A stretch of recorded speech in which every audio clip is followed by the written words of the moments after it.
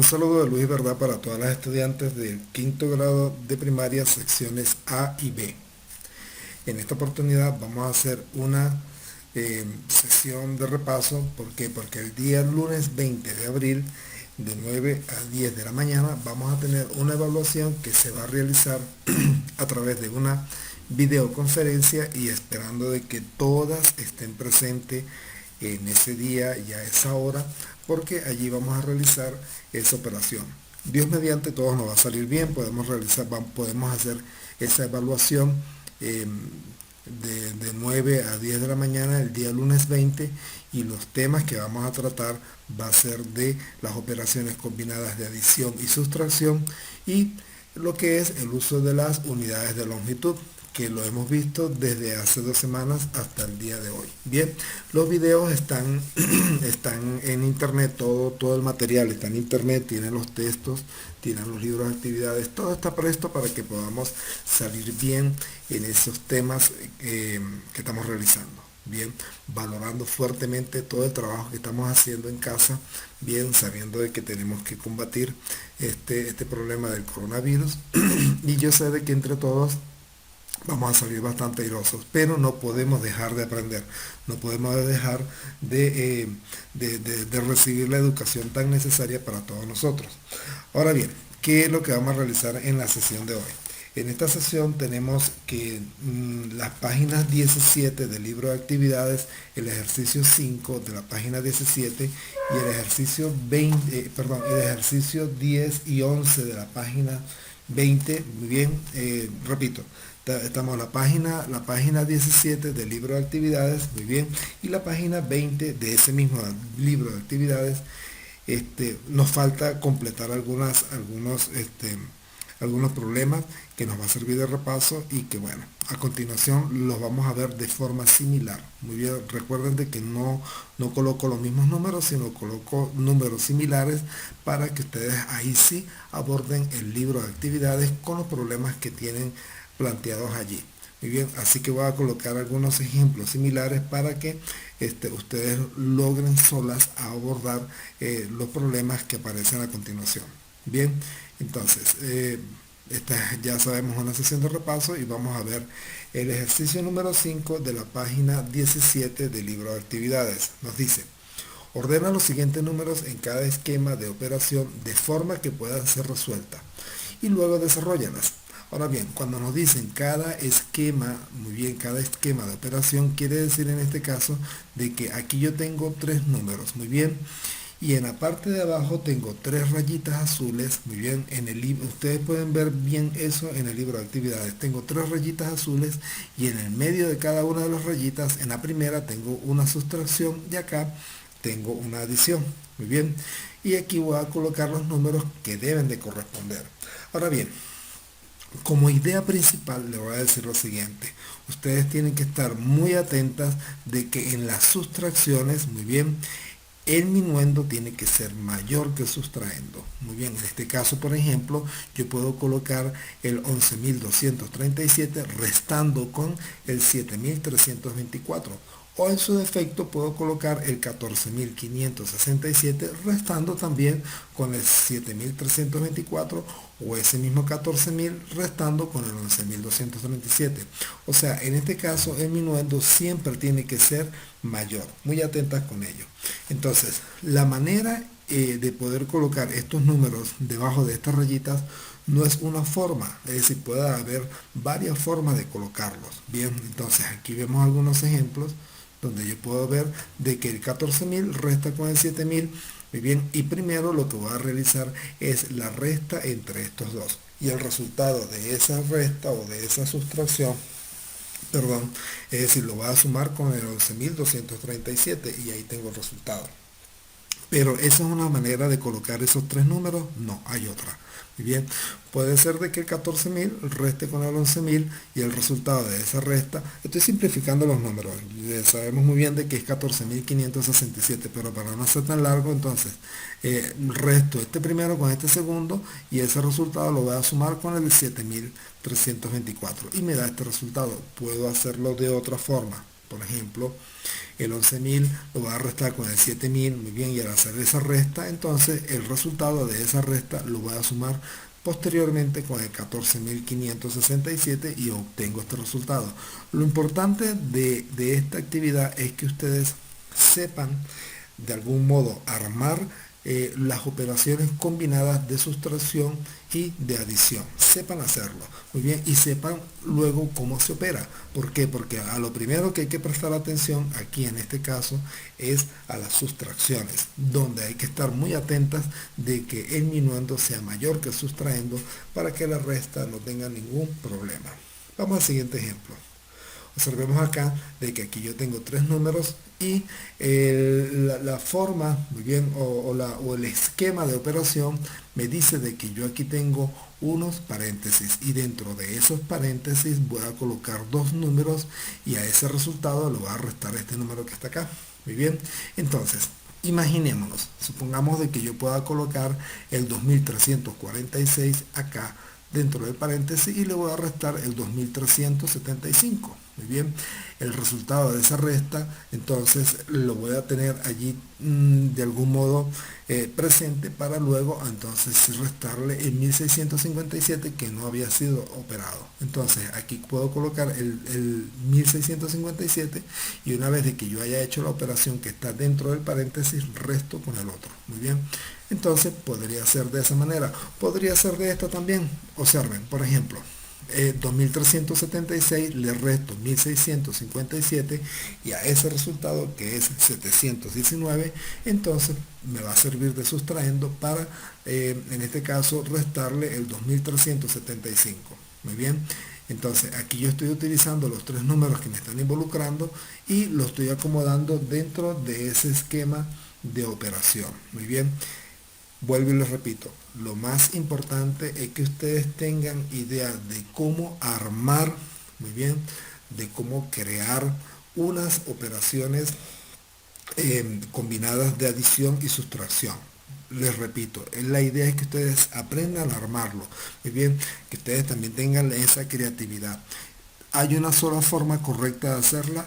No. Hay varias formas de hacerla, no múltiples, pero sí hay 2, 3, 4 maneras de poder hacerla. Muy posiblemente existan varias maneras de hacerla.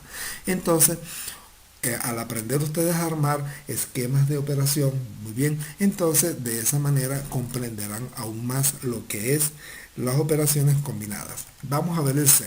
Fíjense, el 6, si se quiere, está un poco más complicadito. ¿Por qué? Porque aquí tenemos 4 números. Muy bien.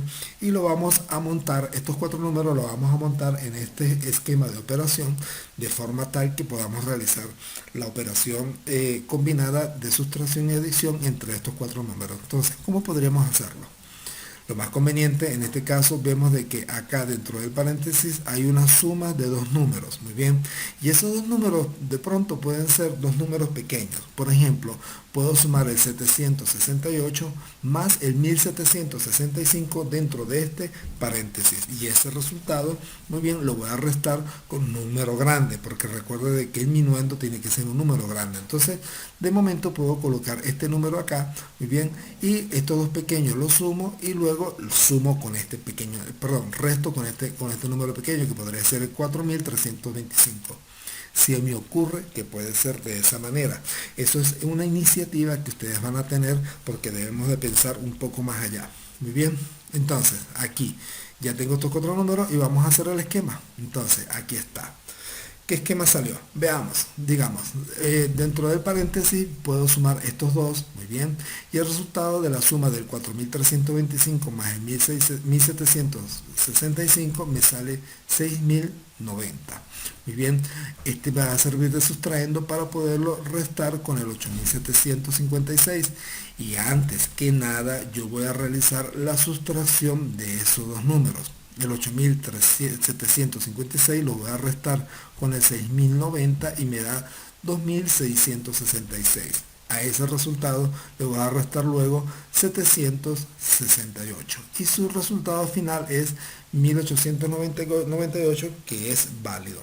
Ahora vuelvo y le repito, soy muy insistente en que no solamente se pueden eh, acomodar o se pueden de algún modo configurar los números de una forma. Pueden haber varias formas. Eso queda ya en la libertad que deja la matemática, la libertad que deja la creatividad, muy bien, de cada uno de ustedes a la hora de manejar los números. Recuerde de que la matemática es sumamente amplia y deja mucho, mucho para trabajar, deja mucho para crear y aquí está la oportunidad para que ustedes lo hagan. No es solamente hacer un ejercicio y hacerlo de una manera rigurosa porque el profesor lo dice que es así. No, ustedes también tienen el derecho de crear, de inventar y ver la manera de encontrar otras vías para obtener diferentes resultados o resultados iguales. Muy bien, entonces ya de esta forma terminamos de completar la página 17 del libro de actividades, que este ejercicio era el que nos faltaba